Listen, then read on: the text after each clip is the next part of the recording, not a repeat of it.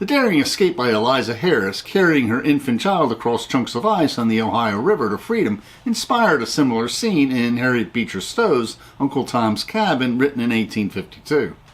These are excerpts from her account of her escape in the Underground Railroad narratives, where Northern abolitionists guided runaway slaves to freedom in New England and Canada. She had been a faithful slave to her master for many years, and had buried 2 children, and was doubly attached to the 2-year-old who was now her only child, a bright, promising child. Her master and mistress were kind to her, and she had a comfortable home, but her master had financial issues. She had learned that they would be sold, and since it was likely she would be separated from her child at the slave auction block, she resolved to escape that night, if possible. After dark, she walked to the Ohio River with her child in her arms, expecting to walk over the frozen river to the other side.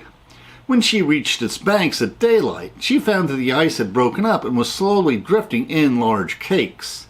She went to a nearby house, where she was kindly received and permitted to remain throughout the day. The slave catchers were searching for her. In the evening, she discovered pursuers nearing the house, and with desperate courage, she determined to cross the river, or perish in the attempt. Clasping her child in her arms, she darted out the back door and ran towards the river, followed by her pursuers, who had just dismounted from their horses when they caught sight of her. No fear or thought of personal danger entered Eliza's mind, for she felt that she had rather be drowned than to be captured and separated from her child. Clasping her babe to her bosom with her left arm, she sprang onto the first cake of ice, then from that to another and another. Sometimes the cake she was on would sink beneath her weight.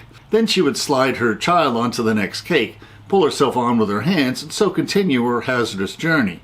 She became wet to the waist with ice water, and her hands were numbed with cold. But as she made her way from one cake of ice to another, she felt that surely the Lord was preserving and upholding her, and that nothing could harm her. When she reached the Ohio side, she was completely exhausted and almost breathless. A man who had been standing on the bank watching her progress with amazement and expecting every moment to see her go down, assisted her up the bank. After she had recovered her strength a little, he directed her to a house on the hill on the outskirts of town, where she was kindly received and cared for. But it was not considered safe for her to remain there during the night, so after resting a while and being provided with food and dry clothing, she was conducted to a station on the Underground Railroad, a few miles further from the river. The next night she was forwarded on from station to station to our house in Newport, Rhode Island, where she arrived safely and remained several days. And the narrator's wife suggested that she change her name to Eliza Harris, and eventually she crossed over to freedom in Canada. Uncle Tom's Cabin was written in 1852, and since Eliza fled to Canada, she must have escaped after the passage of the Fugitive Slave Act of 1850, which permitted slave owners to pursue runaway slaves, requiring the citizens of free states to cooperate in the hunt. The Fugitive Slave Act and Uncle Tom's Cabin were 2 of the causes of the Civil War that would erupt about a decade later. Now we'll discuss the source we used for this video. We'll be reviewing many of the stories about slaves escaping to freedom in the Underground Railroad, and there are many other slave narratives. Frederick Douglass escaped from slavery when the abolition movement began. Augustine Tolton and his mother escaped from slavery during the Civil War, and Augustine Tolton was the first black priest in America. And Booker T. Washington was emancipated as a young teenager at the end of the Civil War. And in our first video of this series, Harriet Jacobs sailed for freedom after hiding for many years on her plantation.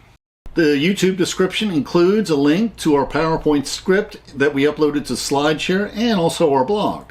And please consider becoming a patron of our channel. Plus, you can click on the Meetup or small M icon to participate in our online discussions, where we practice our future YouTube scripts.